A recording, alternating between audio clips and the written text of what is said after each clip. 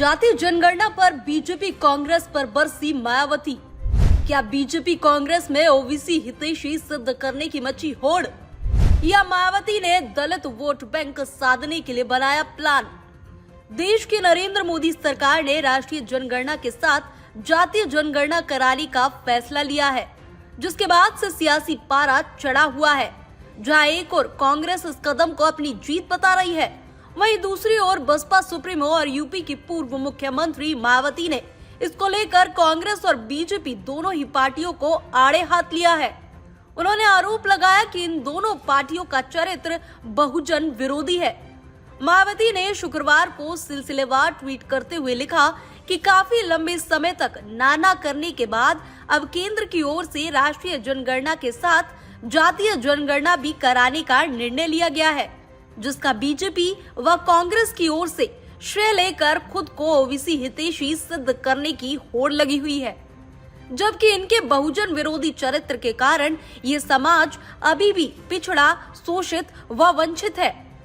मायावती ने कहा कि वैसे भी कांग्रेस और बीजेपी की अगर नीयत व नीति बहुजन समाज के प्रति पाक साफ होती तो ओबीसी समाज देश के विकास में उचित भागीदार बन गया होता, जिससे इनके मसीहा परम पूज्य बाबा साहेब डॉक्टर भीमराव अंबेडकर का आत्मसम्मान व स्वाभिमान का मिशन सफल होता हुआ जरूर दिखता। लेकिन बाबा साहेब और बीएसपी के अनवरत संघर्ष के कारण ओबीसी समाज आज जब काफी हद तक जागरूक है, तो दलितों की तरह ओबीसी वोटों के लिए लालायित इन पार्टियों में इनका हितैषी दिखने का स्वार्थ व मजबूरी है। ऐसे में स्पष्ट है कि ओबीसी का हित बीएसपी में ही निहित है, अन्यत्र नहीं। मायावती सिर्फ बीजेपी और कांग्रेस पर बरसती हुई यही नहीं रुकी, उन्होंने दोनों ही पार्टियों को दलितों के भरोसे के साथ खिलवाड़ करने वाला भी बता दिया।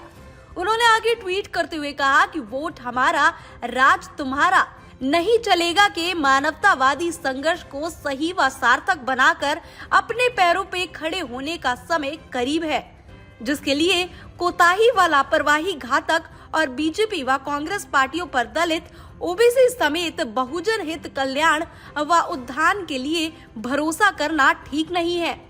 ये तो सभी जानते हैं कि मायावती ने अभी से यूपी 2027 में होने वाले विधानसभा चुनाव के लिए विसात बिछानी शुरू कर दी है, और यही मुख्य कारण है कि वो आकाश आनंद को दोबारा पार्टी में लेकर आई है।